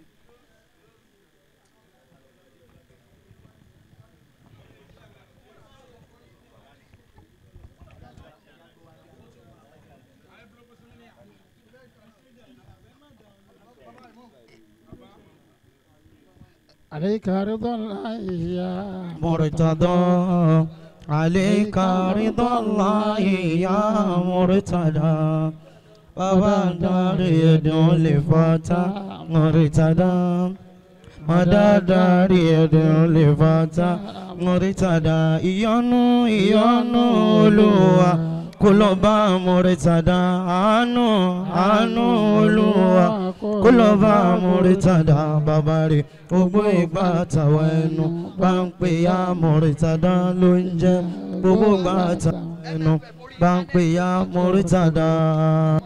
Ahama Amitha Hatima Tomisa Wakana Allahu Qawiyan Aziza وكان الله قويا عزيزا شيخ تجاني ابن فزازي كل مريد وكل مريدا èmi wá ogun ju títọ́ táwa lọ àlàáfíà ju títọ́ táwa lọ ya Sheikhana Amada Tijani. Alhamdulillah. Alhamdulillah. Can we consider باسم مولانا الشيخ مرتضى البغدادي الله تعالى bàbá mi setting lọ ni ayé máa lọ ẹ jókòó bàbá mi máa ń sọ̀rọ̀ kan kí bàbá tó papòdà. Radiyallahu anhu. bàbá nítọ̀ man lam yufakkir lam yakun mutashakiran wa man lam yushakir falayqaba musaddadu. ومن لم يشكر فالإقامة مسدد. ẹ bá mọ núrò yóò mọ̀ pé dà. ومن لم يفكر. má jà púpọ̀ kí ló jẹ́ ń sọ bẹ́ẹ̀ ni pé Al-Hafiz ìgbà tán ní kí n máa bọ̀ ohun tó ń pa mí lẹ́kọ̀ọ́ ọ̀kan ni pé tẹ̀ ń bá rí ẹni tọ́lọ́run jẹ́ pé ó wá pẹ̀lú ìmọ́lẹ̀ tó wá rí ìmọ́lẹ̀ náà lò ẹ jẹ́ a dúpẹ́ fọlọ́. Alhamdulillah. ẹni wá pẹ̀lú ìmọ́lẹ̀ tí ò tàpé lára ẹnì kankan jára bàbá àti ìyá lọ. o fẹ́ gba karama látara Al-Hafiz lọ́sọ̀ pé ní èmi náà mo fún ní kankan rí o fẹ́ káyé mọ̀ ọ́ mọ̀ ni. bẹ́ẹ̀ yẹn ò bá jẹ́ ẹni tọ́lọ́ ń tàn mọ́lẹ̀ Barahama sí lọ́kàn nípìnlẹ̀ kò ní débínísì kọ́sọ́ pé tó ń fẹ́ gbé dání ni. ẹ mọ iye àwọn tí ò tó yín tí wọ́n pè yín lóde sí kìrìtàn nìkẹ́ mọ́sẹ̀ láyé lára tẹ̀lé àwọn lẹ́yìn. wọ́n wá lọ kó ẹ̀gẹ́ sínú aṣọ tí ó gangan àwọn nìkẹ́ mọ́sẹ̀ láyé holo bẹ́ẹ̀ dẹ̀ ni ẹ jùlọ mọ̀ ká mà. ẹ wá wo ẹni yìí. ọ̀kan lódodo. mọ̀ ń sọ lánàá bí tán gbé àfúntà tún. mo ní wàláhì mo ní Ọlọ́run dìídì gbé yín wá fún gbogbo tí ń jẹ́ Zakiru ni o. wàláhì. Ọlọ́run jọ da fún ọ. ẹni tó bá mọ̀ bẹ́ẹ̀. náà máa sọ̀rọ̀ tó náà ni mi ò sínú wọn ẹni tó bá. mọ̀ bẹ́ẹ̀ tó bá gbà bẹ́ẹ̀ tó sì tẹ̀lé. ni ó by force gbà o àmẹ́ni tó bá. tó bá dàmọ́lẹ̀ mọ̀ tó o sì lè gbà fún tó o sì lè tẹ̀lé. ọmọ yìí ti bèrè ìwà ìyàwó dọ́dọ̀ ọkùnrin yẹn ó ti bèrè ìyàwó lóore ní pé Ọlọ́run jẹ́ kẹ́mi ogun. àmín. torí tí bá tẹnu bọ̀rọ̀ tí wọ́n nìkan. Imam al-Baraya. ẹ kéyìn náà tẹ́ná fún wọn. bisimilahi rahman rahim. inna akal kawthar salli li rabbika wanhar inna shani'aka huwal abtar. sẹ́ẹ̀rì tẹ́ bá bẹ̀rù Ọlọ́run tẹ́ bẹ̀rù ànábì. ẹ̀ ń tẹ̀yàn tún gbọ́dọ̀ bẹ̀rù jù lẹ́nu tó bá nífẹ̀ẹ́ yẹn. ẹ gbọ́sẹ́. akíkà ṣéwù. ẹ̀yin ẹ lọ ronú pa ẹ̀. tẹ́ bá bẹ̀rù Ọlọ́run tẹ́ bẹ̀rù ànábì ẹ bẹ̀rù ẹni tó nífẹ̀ẹ́ yín. ẹnu tó ti kàn tá a tún gbọ́dọ̀ bẹ̀rù lẹni tó fìfẹ́ hàn wá tó nífẹ̀ẹ́ wa dógóńgó. torí kò pọ̀ nínú ẹni tó nífẹ̀ẹ́ yẹn tó lè fi hàn. nítorí pé yóò máa bẹ̀rù pé o lè jù lọ lọ́la. tó ń bá ní kò ń fífẹ́ yẹn hàn sí ọ jù ó lè a máa bẹ̀rù. o lè ríra rẹ. amẹ́ni tó fìfẹ́ hàn sí yẹn kéèyàn bẹ̀rù Ọlọ́run la rẹ̀. Ọlọ́run jẹ́ mi yẹn ogun. amiina. ìyàwó Barrister Ọlọ́run tan ìmọ́lẹ̀ Ọlọ́run pa ìmọ́lẹ̀ yẹn papọ̀ ní. sẹ́rí bí n ṣe kí n láàárọ̀ inú mi ò dùn tá fídíò tẹ́lẹ̀ ẹ̀yìn ẹbí àfa tó gbé mi wá tó gbé mi dé hòtẹ́ẹ̀lì mo ní kíní kan sì ń jà fún mi lókàn bóyá dúró kí sẹ́yìn dákẹ́ tó kù níbẹ̀ kẹ́ tó ní ká lọ gbé mi lọ sí hòtẹ́ẹ̀lì. mania síbẹ̀ láti fẹ́ lọ àfa wa ni tó síbẹ̀ náà láti fẹ́ lọ sí alhamdulilayi àti pé màá rí wọn. Ọlọ́run wa má déhùn náà ṣe fún mi ẹ dìde ẹ dìde. Ọlọ́run ní tó dúró ti ṣe Ọlọ́run ẹ̀mí ọ̀gá tiwa. naam ṣé wà Saheed. wọ́n lọ sí nǹkan sálẹ̀ ṣé o Saheed àbí.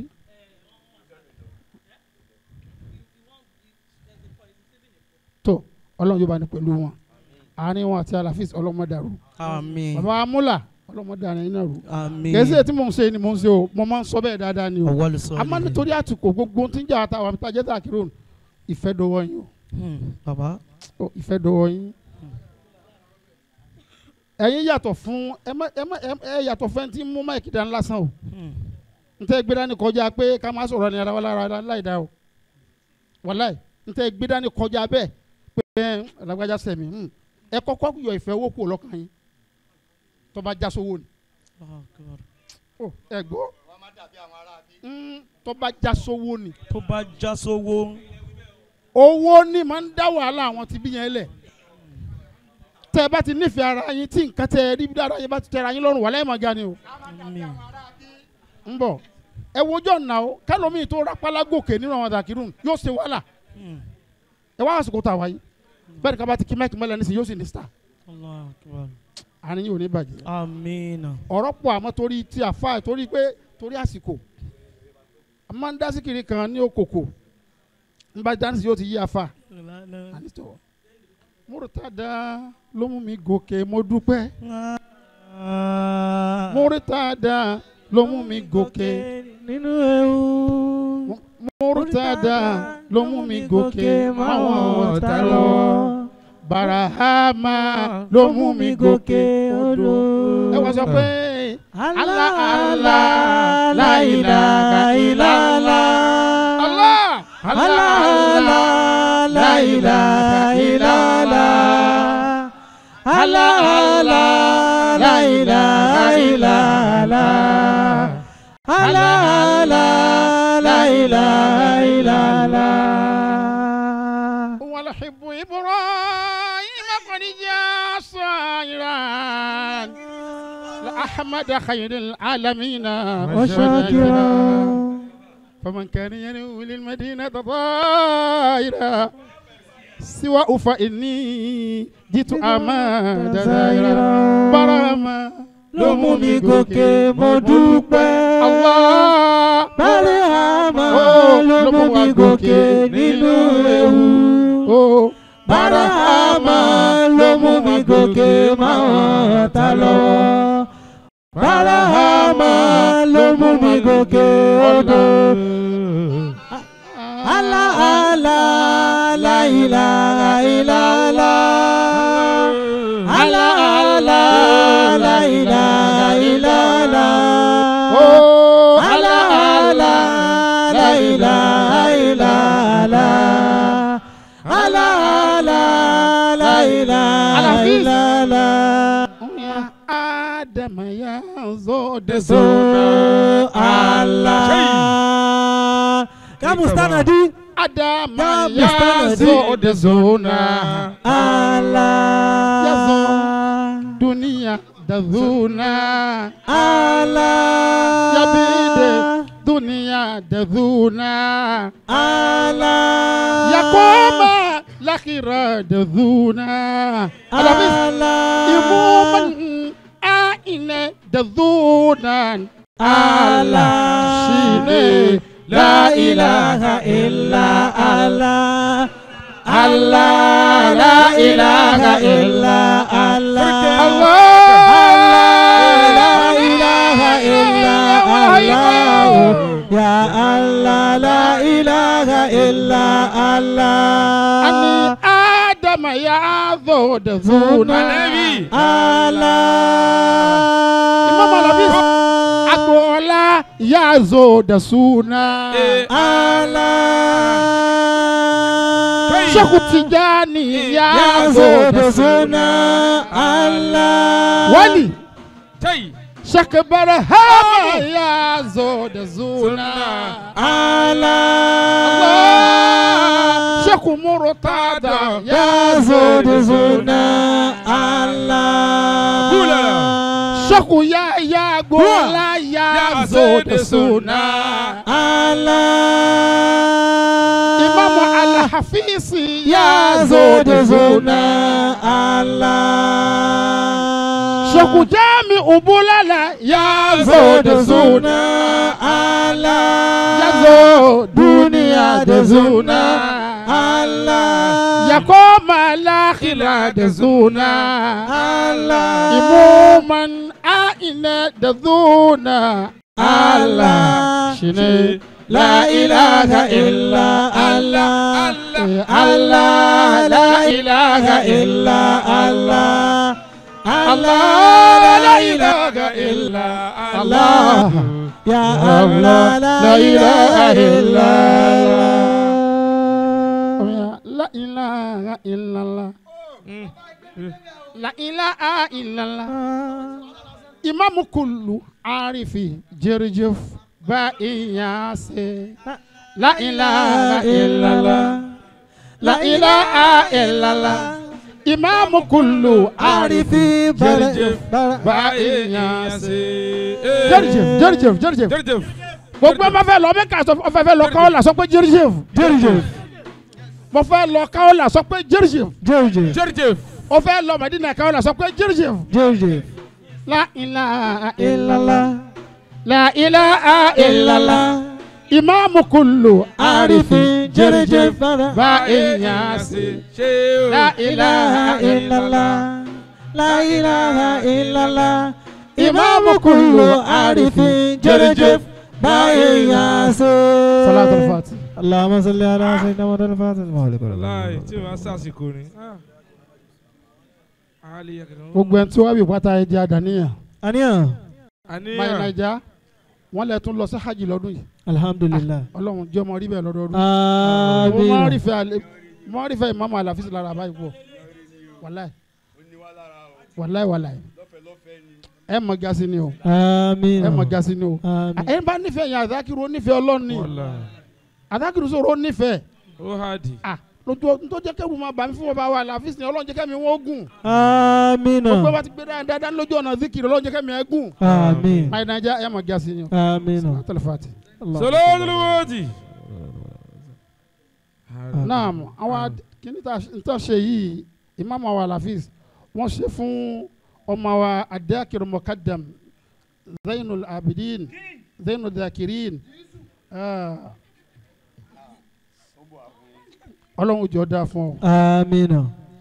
Baba mo ń bẹ̀rù Ọlọ́run lára ọmọdé dọ́tà fà tó kéré tí o ti tó yìí ó wá fẹ́ ṣe kankan ó wá pè wá òun fẹ́ kí baba yìí náà wà mẹ́ sẹ́ni pé kò gbàgbé ó wá ní kí n jọ kí n síkìrì wá ní kí n wà mo fọ́ kọ́bẹ̀ nìkan láti rí ọmọ ẹni ẹ wá ó wà ní ìwà pé òun jẹ́ ọmọ fún wa baba yẹn má lọ àpótí má lọ kẹ́ mọ́ ni mo ti gbọ́ gẹ́gẹ́ bí mo sọ fún yín lánàá èmi máa ní mo ti gbọ́ ni. Ó dàbẹ̀ ọ̀nà. bọ́ bá sọ̀rọ̀ lọ́rọ̀ fún mo ti gbọ́ náà. Allahu Akbar. èmi ọ̀ wá lékún ìfẹ́ níyẹn lọ́kàn tèmi. kò sí bó ṣe lè bàyàn jẹ́ tó lọ́dọ̀ tèmi máa ní mo ti gbọ́ náà ni. torí tí n bá ní ìwọ̀n gbọ́ ó tún máa lọ́ mi lọ́fun. Ó máa fẹ́ máa sọ́ọ̀kì báwọn. ìjàpá ní jọ́gbọ́n tó ń ti gbẹ́gbọ́n ho níyàwó ti jẹ mọ́. wọ́n á ní mo ti gbọ́ bàbá nígbà òdìjọ́ yẹn bá ń tọ̀ Kámílù ẹ lọ fọ́ mọ́tò lábà kó nu mọ́tò ṣé Ọlọ́run tún wá ní káyọ̀sẹ̀ rẹ end of discussion gbà yẹn táìmù end of discussion ọlọ́run jáde end of lábà gbé débẹ̀ àfa na páàkì mọ́tò bọ̀gì lábà bọ́ọ̀lù ó yà àfa lẹ́nu mo lọ́mọdé ló sòro ṣe mo ní ta lọ́mọ bíi tí ó dé lọ́la. Àná lónìí. Zenu ní lónìí o. Ó ní ìlànà o. ṣé tí bá wá jọ yẹn bàbá ṣé kò ní fi sọ̀rọ̀ lẹ́nìí. Àná lónìí o ní ìlànà o. bọ́dà bá wa di bó ṣe tó ní dísà jù bẹ́ẹ̀ lọ yóò tún fi sọ̀rọ̀. Àná ọ̀la. bẹ́ẹ̀ náà ni àfa ọlọ́mọ sàrúkìjì fún àfa Kàfánà. Abdulmalik Kàfánà ọlọ́mọ àforíjì ọmọ àfa Kàfánà ni. Allahu Akbar. njọ́ tó náà pè mí bí kíní ìṣèlú náà ni tiẹ̀ náà ṣe rí. Kàfánà ṣé mo fẹ́ kẹ́ wà wọlé bàbá ẹ̀yin ni bàbá mi fẹ́ kẹ́ wà. mo sì dé programu yìí ó sì kú wá pé mi bàbá òun lóòótọ́. ìyá Abdulmalik Kàfánà. ẹ wá wo ọmọ ló tún dàpọ̀ máa lé mi. Alhamdulillah. ẹ ń bá ṣe dáadáa lánàá kó tó má ti dáadáa ni. Àfà Zainu ọ ga jù báyìí lọ. Àmín. ọ wà ní rírà rẹ. Àmín. ntí má tètè já yẹn bọ̀ náà ní gbéraga. Allahu Akbar. Ọlọ́run ní fún ọ. Àmín. torí tẹ̀ ń bá jí láàárọ̀ kùtùkù máa ní Ọlọ́run ọba o má fún mi ní gbéraga o má jẹ́ màá wò o má jẹ́ kí sèṣì mi ó jọ gbéraga lójú ẹni tí ń fẹ́ mi. Àmín. torí bá mi èèyàn lè má lọ́rọ̀ gbéraga lẹ́nu kí sèṣì rẹ̀ ó jọ ìgbéraga lójú. Ó gbẹ́gbẹ́ wọnú bàbá ó gbẹ́gbẹ́ wọnú. gbẹ́gbẹ́ wọ Ó da ọ̀fẹ́ spoil. sí ọkàn gbẹ́gbẹ́ wọ Ọlọ́run níjó onígbà Salatul Fati. Salatul Fati ẹ̀yọ kan Ọlọ́run má jẹ́ kékeré kó lóko láyé. Àmín. Ìyá ṣe Ṣàṣẹ́nu Salatul Fati ẹ̀yọ kan Ọlọ́run má jẹ́ kílé Ìmáàmù Àlàfíìsì ó dàrú. Àmín. Salatul Fati. gbogbo jẹ́ ìjọ Ìmáàmù Àlàfíìsì Ọlọ́run má jẹ́ ó dàrú. Àmín. gbogbo àwọn tó ń bẹ lábẹ́ Àlàfíìsì wọ́n ń jẹ nílé iṣẹ́ wọn Ọlọ́run má jẹ́ kán dàrú. Àmín. Ọlọ́run wá jẹ́ kó lóòótọ́ mọ bẹ pẹ̀lú wọn. Àmín. má dà ní gbọ́n náà rú. àfà tó dráìvà láti jẹta kí ló kọ àfà náà àfà tí ń dráìvà láti jẹta àfà Thawban Ọlọ́run máa ń gbàdúrà àfà náà. Àmín. Ọlọ́run ẹ gúnlẹ̀ ayọ̀. Àmín. àti àfà wa mi rí ọmọ yín soft draft Ọlọ́run àti ṣe dára fún gbogbo yín. Àmín. bákọ́lá náà Muhammad Sallallahu alaihi Salatul wasallam. Fati. Salatul Fati. ìyá wa náà Ọlọ́run bá ṣe dára fún. Àmín. ìyá àlùbáríkà Àmín. òun ìgbẹ̀yìn bí zikiri Allah. Salatul Fati aláriwo. Allahumma salli ala Sayyidina Muhammad al-Fatih. وكل قولك تملما سبقنا أسرلاك بلاك ونادي إلى صراطك المستقيم على آله وكرم دار العظيم. Shehu Abdulrahman رضي الله تعالى àwọn ọmọ عنه. ẹnjìníà bàbá wa Imam Hafiz شيخ lẹ́ni àbílànà wọ́n ti gbà wọ́n lọ́wọ́ yín Ọlá ti dé. wọ́n ti gba ṣàyìnà lọ́wọ́ yín Salatu al-Fati. اللهم صل على سيدنا الفاتح. expensive pa. Bàbá tí wọ́n dúró lọ́n yìí bàbá wa Adéakẹ́rù. Yes bàbá wa Idris. Ọlọ́run jẹ́ ká mi yé gun o. Àmín. Inú mi a máa dùn Allahu Akbar. tí n bá rẹ̀ yẹn tó lọ ń gbà fún tó tún wá mọ̀ tó lọ ń fún lò inú mi dùn wọn náà ṣe ń wuye ó wá dà pé kẹ́mọ́ dà kẹ́mọ́ Ọlọ́run kò jẹ́ kó gbé akọ́lọ́n jájọ wa papọ̀ Àmín. Ọlọ́run dà ní wa rú subahana rabbika. Rabbil izzati amma yasifun. Allah. Mo mọ afa bàtà yín náà wá jẹ wá ìyàwó sẹ́ńdà mímu. Mímu gangan. Muhammadu ni mímu. Muhammadu. Matana bani amuru madatu imamana. Àtìyàwó àtọmọ afa kí ló kọ afa mi afa Amadu Tijani Ọlọ́run jẹ́ ẹ máa gasi o Àmín. ẹ máa gasi ni o Salatu al-Fati. Matana bani amuru madatu imamana. Ayinlala 2 minutes kò ní kọjá bẹ́ẹ̀. Oi. Eskio. Sallu ala nabiyil karim. Ẹ jẹ́ ká yóò bọ́ ànábì. Sallallahu alaihi wasallam. Mo ní nǹkan kan tí mo fẹ́ sọ púpọ̀ ju gbólóhùn mọ́ lánàá. Yes. Ṣé o ní Lísádà tún mìnìrín? So ó ń bẹ fún wa àwọn tí à ń yọ láwọn lò tá à ń yọ iyì wọn lò. Àkìdámùhún fáwọkọ̀lìtìbà gìgísẹ̀ wọn lásán tí wọ́n bá dúró wọ́n ga ju olúmọ̀rọ̀kì lọ. Ṣé wà ní lámọ́ àkúnmí ní òfàlí? Ṣé o ní táwọn ò bá tẹ̀ sínú ẹ̀dákúnú àwọn wo ni ṣé wò sí? Ṣé o ní táwọn ò bá tẹ̀ sínú wọn bí hubihim izu wájà? Bàbá àgbà ní tirẹ̀ bàbá ní àwọn èèyàn ní bàbá lóṣòdì ń lo orí mi. Bàbá nígbà tó wá di mọ́lídìí ọ̀lì kan mo wá ṣí fìlà mo wá ní bàbá ó ní mo ní orí wọ́n ní ẹ̀ ń lo orí wa ni ẹ̀yin ṣe ń ga.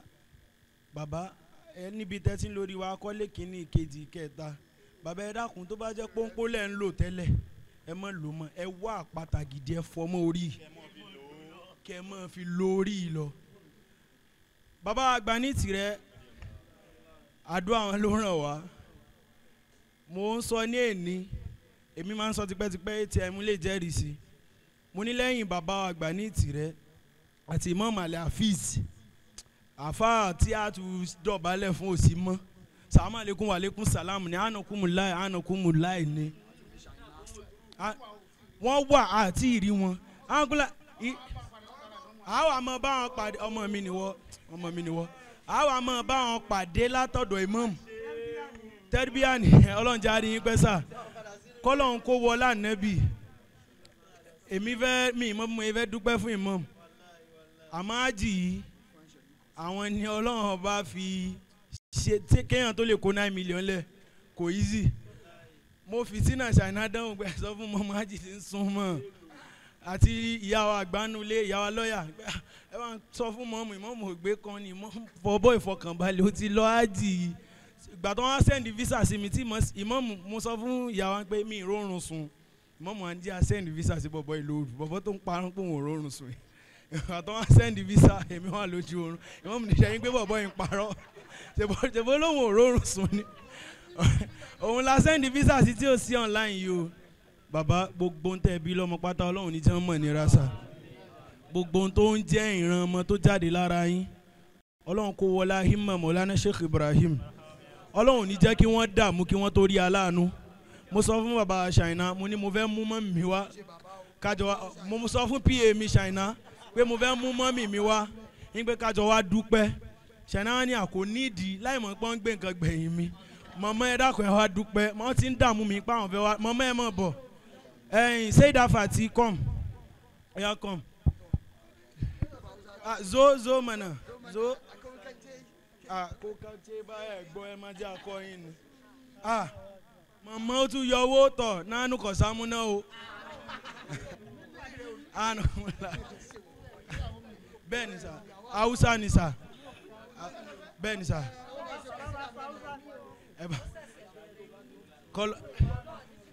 Amin, amin, amin, amin, amin, amin, amin, Àmín.